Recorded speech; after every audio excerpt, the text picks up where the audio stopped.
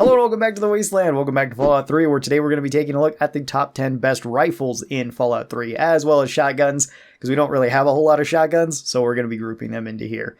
And yes, before anybody asks, I did invest in the 4 Eyes perk, so I have these now. They probably won't be showing up in videos because I don't really need them to see far, but I figured I would put them in this video. So let's begin with our number 10 spot. And first up at number 10, we have Old Painless. This is the unique hunting rifle. You can get this at the Republic of Dave. And this one pops up here on the list because it is a really good weapon to rush early on into Fallout 3. It is on the other side of the map, so you're going to have to go all the way over there. You're also probably going to want to have a stealth boy to do this, unless you don't have a problem killing Dave and all of his followers, in which case then anything works and you can do that. This is the strongest 32 weapon in the game. There is only 4 32 weapons in the game, so this one does the most amount of damage. It also has very good accuracy. It's just really good for the start, and hunting rifles are super common. You can find them all over the Wasteland. They're pretty good for really any build, even if you're not going with a dedicated guns build. It can be nice to have this just to save ammo for some of your other weapons. Coming in at number 9, we have the sniper rifle, and it's kind of a tie between the standard sniper rifle, the reservist rifle, and the victory rifle. They're not really that different from one another, so I figured just the regular sniper would be fine here. You could also include the Anchorage sniper, which I think that one's the best because it's unbreakable, but all the sniper rifles are pretty solid. They are the only 308 weapons, so they kind of have a monopoly just on that round. If you have 308 rounds and you want to use them, you're going to have to put them into a sniper rifle. These do good damage, they have long range, they're not the best for action point builds, but they're pretty good for at least seeing enemies at a distance and taking pot shots at them. They are very accurate too.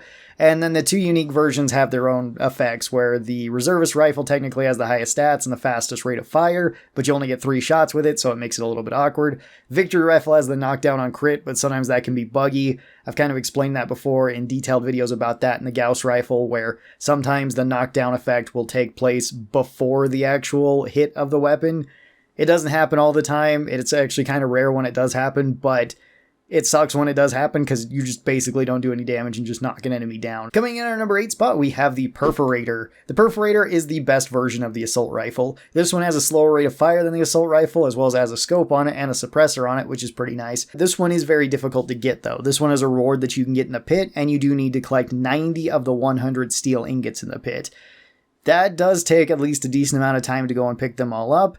And some of them can be really awkward to get, especially if you're playing this on console, because there are parts in the pit where you can just fall through the floor. You might have to keep reloading the game until it stops doing that for you. And sometimes that can just be a real pain to deal with. But the Perforator is actually pretty good. 5.56 is really common. Assault rifles are really common. So keeping it repaired and having it around just to pick off stuff, it works really well in that role. Coming in at number 7, we have the railway rifle, our schematic rifle. So you do need to have a schematic to get this, as well as you need all the parts in order to make one of these. Generally, there is actually one railway rifle in the game that you can get, but it's off of a unique event, so you're going to have to try to get that. You're also going to have to pick up all the ammo. Sometimes vendors will sell railway spikes, but you can just pick it up around like metro stations and stuff. This weapon actually does really good damage, and it has its own unique bonus effect of doing extra limb damage, as well as it can pin enemies to the wall. It shoots fairly fast, and it holds a decent amount of rounds for a rifle, holding 8.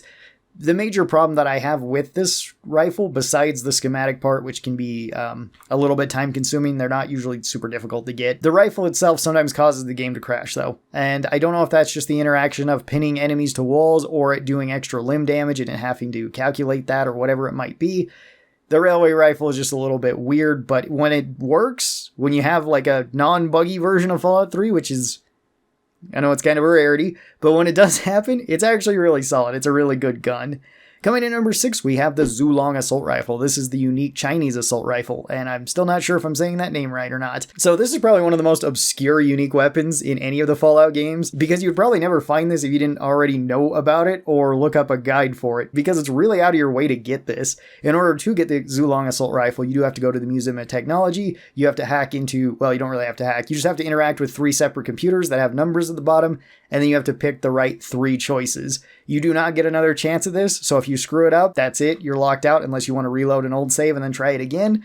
Once you pick those 3, which if you're going in the order of the computers 1, 2, and 3, it's just the 2nd, 3rd, and 4th answer, and that'll unlock the safe inside of the Museum of Technology. You can then go there and you'll get a holotape that tells you the location of the Wulong assault rifle. Now you can go to that location before this, but the body that has this rifle will not have it. So you do need to have that. I mean, that makes it really awkward, but this gun is really good. This is probably the best of the 5.56 guns. It's got a high rate of fire. It's got a larger magazine than a regular Chinese assault rifle. Chinese assault rifles are already pretty solid in and of themselves. This one is just a better version of it. So that's why it sits here at a number 6 spot. Coming in number 5, we have the Backwater rifle. This is the unique lever action rifle. The lever action rifle should probably also be kind of tied with this one. This one is technically better, but this is the strongest 10mm gun in the game. This does the most amount of damage. And you get this from completing the Chinese spy quest. This one, you do have to go to Point Lookout to get, I should say that, as well as the lever actions are only found there. So you're going to have to go back to there and then either get lever actions off of the locals, the hillbillies, which have this, or the tribals. They also have lever actions, or you're going to have to buy it from one of the stores there. People in the regular Wasteland do not sell this. But this gun is really strong. It does high damage. It has very long range. It's extremely accurate. It's got a 5x crit modifier on it, so it hits crits like crazy, does good damage, uses the 10mm round, which is the most common round in the game besides maybe 32. And this one just outcompetes Old Painless by quite a bit. It's much better than that gun, besides the fact that you're going to need to carry around lever actions or have access to lever actions or something like Alien Epoxy to fix this up, rather than Old Painless where you can just pick up hunting rifles off the ground, which they are super common. And speaking of Point Lookout, at our number 4 spot, we have the double barrel shotgun. This is the full-size double barrel. This one is quite a bit better than something like the sawed-off, because the sawed-off is the only shotgun that can not hit crits in Fallout 3, and that makes it really weak. The double barrel can hit crits. This does the most amount of damage out of any of the shotguns per shot, mostly because it fires both barrels, but even then, each of its barrels do more damage than a single shot from any of the other shotguns, so that's pretty impressive. You do just have that one blast, though, so if you miss, it kind of sucks, and if you don't put something down with it, it also kind of sucks.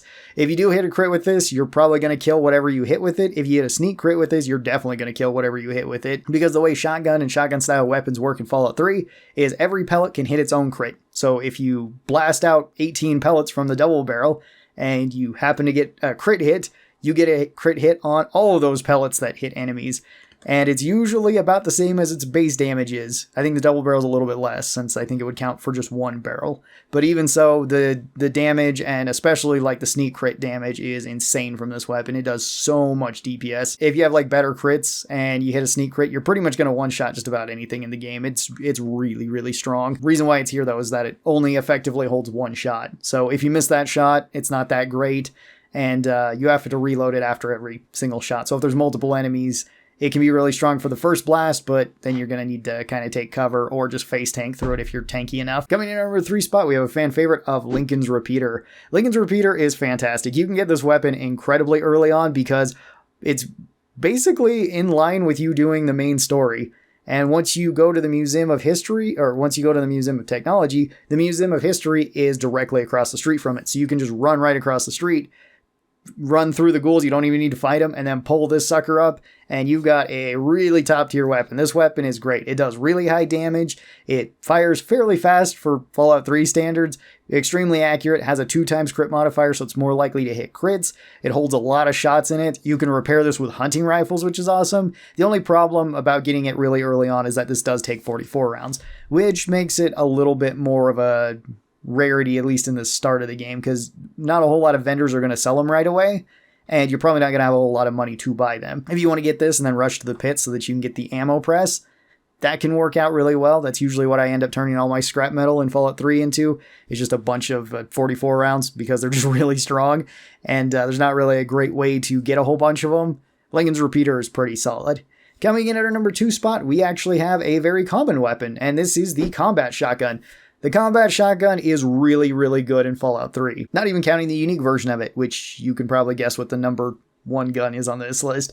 So the combat shotgun does really high damage, hits crits like crazy, holds 12 rounds in it. This is a pretty common weapon to find on raiders, so you can actually get these really early on and you can fix them up pretty easily. You can maintain them really well, and this is going to be like the best early game weapon just in general.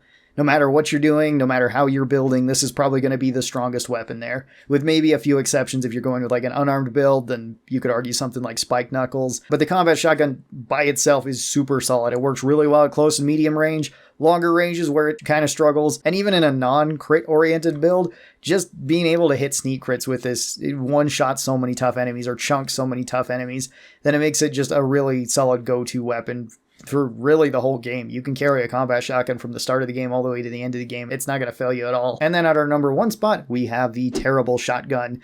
This is the unique combat shotgun. This one is just a stronger combat shotgun. It does more damage. It actually has more spread and it weighs a little bit more, which is a little bit weird, but it doesn't really matter if you're still just using this at close and medium range. I guess it's worse at longer ranges than the combat shotgun, but at those ranges, you're probably just going to pick one of the rifles that we already talked about, like Lincoln's Repeater or the Backwater rifle or something. And the only real con to getting the Terrible Shotgun is that it's kind of at a difficult place for you to run to right away, because there is a whole bunch of raiders there. There's a Super Mutant Behemoth, one of the few that's in the game that's located there. Although you can actually let him out if you shoot the generator, and then he'll run around and beat up the raiders.